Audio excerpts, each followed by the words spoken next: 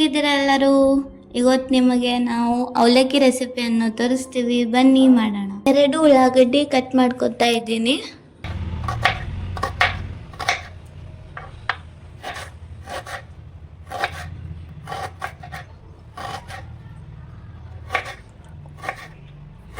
ಹಾಗೆ ಒಂದು ಟಮಾಟವನ್ನು ಚಿಕ್ಕದಾಗಿ ಕಟ್ ಮಾಡ್ಕೊತಾ ಇದ್ದೀನಿ.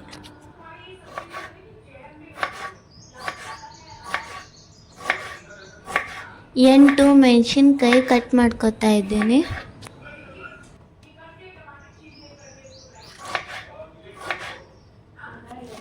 ಸ್ವಲ್ಪ ಟೇಸ್ಟಿಗೆ ತಕ್ಕಂತ ಕೊತ್ತಂಬರಿ ಹಾಕ್ತಾ ಇದ್ದೀನಿ. ಒಂದು ಸ್ವಲ್ಪ ಎಣ್ಣೆ ಕಾಯ್ದ ನಂತರ ಕರಿಬೇವು ಮತ್ತು ನಾವು ಕಟ್ ಮಾಡ್ಕೊಂಡಿರುವ ಉಳ್ಳಾಗಡ್ಡಿ, ಟಮಾಟ, ಮೆಣಸಿನ್ಕಾಯಿಗಳನ್ನು ಒಂದೊಂದಾಗಿ ಹಾಕ್ತಾ ಇದ್ದೀವಿ.